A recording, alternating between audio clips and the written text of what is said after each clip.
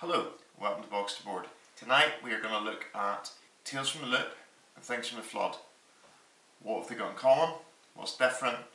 Why are they both so good? And which one you should go for. So, let's have a look. Tales from the Loop is a role-playing game set in the 80s that never was. This is an 80s that is full of strange science with artificial intelligence and a weird sort of particle collider that is causing all kinds of phenomena and magnetic floating cargo ship things. It is full of mystery, and you play young teenagers who are limited in their power but not in their ability to look around and investigate. So it's kind of like that whole gang thing that you get around that age. The beauty of Tales from the Loop is the nostalgia fest that can come with it. So you have this thing about just being utterly and totally, nostalgic, and whenever you get an established party playing it, you can do stuff like the night before, if you've got a little WhatsApp group, you can really go to town with, memes and not memes, with pictures and music and all kinds of stuff. On the night, whenever you're playing, you can bring up that whole feel of the period with so much sort of vibrancy and optimism. And that's what sums up that time period, even in this. What's really interesting about this game is it's got two places you can really play in, but you can adapt it to where you are from. So it's played in Sweden or in Colorado. So you've got either you're going to play it in one loop, which is in Sweden, or you're going to play in another loop, which is in Colorado, and you basically have got the books full of bits and pieces that will help you to ground it in that place as well as that time period in this world. It feels very much like Stranger Things in many respects, but there's more going on than that. It's not just a rip-off of Stranger Things. It's kind of, that's a good reference point. It's a lot different in the sense that there's more richness and diversity in what you've got to deal with mysteries. As a book, I think this is awesome, because one of the things that has become apparent to me, and I love this about these two books actually, is that whenever you're starting a new system, you normally get one mission to play, and then you're on your own as a GM. With this, it is far from that. You're getting, I think, 4 or 5 missions. You've got enough here to keep you going for a month if you're meeting every week, and longer if you're meeting more sporadically than that. But also the system itself is very simple. It's a pool system with 6 bases based on rolling 6s on a d6, and it's nice. It doesn't swing about too much. I think in both of these together, the thing that stands out to me is the laughter. These are games that you will enjoy playing. They just are a joy to play. So to me, this is probably my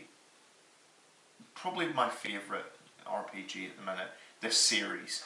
Now, as to which one is the best series for Tales from the Loop at the minute, depends on what mood I'm in. So Tales from the Loop is bright, optimistic. Your characters can't die. It is very narrative. It is very based around you're trying to tell a story. You drop in. Some bits are a little bit unnatural to people who have played other systems before. So you play a thing where you play a scene in your everyday life, and it's actually quite limiting being a young teenager, because there's only so much thing. You don't have the ability to go around and kill everybody. You're not the strongest kid in the block by any means, but it's so much fun. It's just so much fun. Tales from the Loop is fun, effervescent, bubbly. It's like Coca-Cola. It's that sort of feel of, yay, this is sugar filled. That is Tales from the Loop. Now, on the other hand, Things from the Flood is just darker. It is so much darker. Now, this is, if the Tales from the Loop was set in the 80s and you're a young teenager, in Things from the Flood you are an older teenager, really a young adult, and it's set in the 90s that never was, And unlike the 80s, the optimism's gone. So things have started to go wrong. And one of the best things to sum up the difference is, if I can, there's a machine cancer. So basically, there's growths appearing in the circuitry of machinery. And I'm trying to find a picture just to show you. I don't know if you can see that. I'm assuming you can. There's a machine, there's a TV with something living inside it. That kind of sums up just how dark this gets. Everything's falling apart. The world is starting to go wrong. The AI, there's been pogroms in Russia. AI are migrating across the North Pole. Again, it's set in Sweden and Colorado, same places as Tales from the Loop. But Things from the Flood is an altogether different feel. The mechanics are broadly the same, but this feels grittier. This feels less wonder and more horror. There's certainly more. It's much darker in tone. Unlike Tales from the Loop, you can die in this. Your character can die. I think I'm right in saying you've got a wider range of characters available to you, from what I can recall, in terms of building your characters, which is kind of cool. So you go, well, 1, 2, 3. You get about 9 different types compared with 7. So you get a few more options. But the thing that stands out is, although the mechanics are the same, the feel of the game is different. But what is good is, because the mechanics are the same, you can actually use things interchangeably. So I've played a few games where I've actually used missions from one in the other and adjusted them a little bit, but used them again. The nice thing about it is you've got this huge amount of stuff, of missions to play, compared with so many other games. So you've got 1, 2, 3. You get 5 missions, or 5 mysteries to solve again, which is great. So that's about a month's worth of role playing at least. I find the Things from the Flood a little bit more rewarding in that the characters are a little bit stronger, and the fact that you can die in it, the fact that things can go horribly wrong for you, ups the ante of the game, makes it a little bit more interesting for the players, I think. But it's not that bubbly effervescence. It's not that, yay, this is a cup of tea. This is a bit more grown up. It's an acquired taste, I think, to some extent. And if you've got a party that like, that, you know, it depends largely on the age, I suppose. If you've got a party who the 90s was a period that they were more familiar with, in terms of they were actually alive at that time and aware of things at that time, I think this is a stronger game. And as a kid, as somebody who grew up and went to uni in the 90s, this is the game that I would gravitate towards. But if you've got younger players, ironically, the 80s is a period they're going to be more familiar with, I suspect, because of it's so much part of pop culture, and it feels like the past, in a different kind of way. It feels fun and effervescent. Now, which brings me to the point, which one do you go for? It really depends on your party, and it really depends on you. Personally, I would be keen, I would encourage people to get both of these and the Out of Time expansion book, because it kind of bridges a little bit between the two, and you can use them interchangeably. And if you basically buy both of them, you've got 10 missions, you get 10 mysteries to work on, and in a system that's got some quirks. It's not crunchy by any means, but there's some quirks in it. That'll mean that as a GM you will get your head really firmly around them, and the missions are actually good. They are flavoursome. They fit well in the world, and they've been thought through well. So they're well written. So to me, I would say go for both. But if you've got a younger party, I would actually go for Tales from the Loop. Purely because of that 80s reference so much in culture, and it'll be easier for them, I think, to get into that world.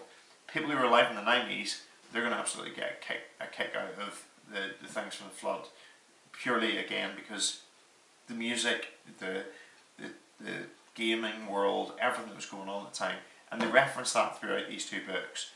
I think that's the thing I like about it, is that it's a real nostalgia fest. Now, what's so good about them? Well, I've said this already to some extent. It's this laughter. I play quite a lot of role-playing games, and so many of them, there's a lot of it's okay and it's good and it's, you know, you do the things you do. But a really good session involves strong emotion, be that, oh my goodness, we were really terrified at that point, we thought we were going to get eaten by an alien, or be that, you know, a sense of achievement. But actually, this brings joy. Both of these games have got this real, you can really go to town and build a feeling and build an emotional response in your players that they're not going to forget in a hurry. I love that about these. I think it's something that is an absolute treat and lifts them above so many games. Just are on a different level of emotional engagement, I feel. I love the fact that because they're set in a world that's familiar, you can really go to town in building an atmosphere. You can really go to town on, you know, making your party, bringing them right into that world through something simple as getting a good selection of music on in the background while you play from the period. And we had some great debates on some, whenever we were doing some of this stuff about things about, you know, from the 80s. So, you know, you can really go to town on that. You have a lot of fun outside the session to help you bridge into the session, which is really good. In terms of the actual playing, I think it's very much in the narrative side. These are not D&D style mini tabletop game war games. These are much more telling a story and trying to, you know, imagine it and work it through and solve the mystery, crucially. I like that. I like that a lot. I think that's a lot of fun. It gives you a lot. It gives you a lot of things to play with.